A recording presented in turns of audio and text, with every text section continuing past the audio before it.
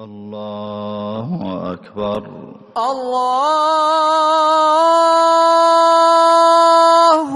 أكبر. الحمد لله رب العالمين الرحمن الرحيم مالك يوم الدين إياك نعبد وإياك نستعين اهدنا الصراط المستقيم صراط الذين أنعمت عليهم غير المغضوب عليهم ولا الضالين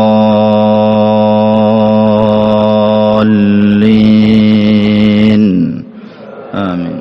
إن مثل عيسى عند الله كمثل آدم خلقه من تراب ثم قال له كن فيكون الحق من ربك فلا تكن من الممترين.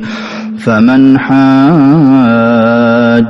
فيه من بعد ما جاءك من العلم فقل تعالوا ندع أبناءنا وأبناءكم ونساءنا ونساءكم وأنفسنا وأنفسكم ثم نبتهل فنجعل لعنة الله على الكاذبين. إن هذا لهو القصص الحق وما من إله إلا الله وإن الله لهو العزيز الحكيم. فإن تولوا فإن الله عليم بالمفسدين. قل يا أهل الكتاب تعالوا إلى كلمة سواء بيننا وبينكم ألا نعبد إلا الله ولا نشرك به شيئا ولا يتخذ بعضنا بعضا أربابا من دون الله. فإن تولوا فقولوا اشهدوا بأننا مسلمون. يا أهل الكتاب لم تحاجون في إبراهيم وما أنزلت التوراة والإنجيل إلا من بعده أفلا تعقلون. ها أنتم هؤلاء حاججتم فيما لكم به علم فلم تحاجون فيما ليس لكم به علم والله يعلم وأنتم لا تعلمون. ما كان إبراهيم يهوديا ولا نصرانيا ولكن كان حنيفا مسلما وما كان من المشركين. إن أولى الناس بإبراهيم للذين اتبعوه وهذا النبي والذين آمنوا والله ولي المؤمنين.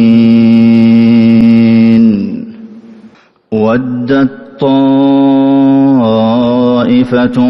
من أهل الكتاب لو يضلونكم وما يضلون إلا أنفسهم وما يشعرون.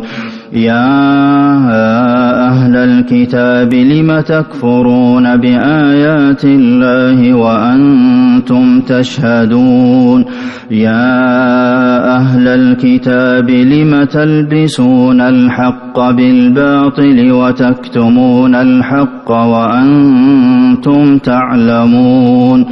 وقالت طائفة من أهل الكتاب آمنوا بالذي أنزل على الذين آمنوا وجه النهار واكفروا آخره لعلهم يرجعون. ولا تؤمنوا إلا لمن تبع دينكم. قل إن الهدى هدى الله أن يؤتى أحد مثل ما أوتيتم أو يحاجوكم يحاجوكم عند ربكم قل إن الفضل بيد الله يؤتيه من يشاء والله واسع عليم يختص برحمته من يشاء والله ذو الفضل العظيم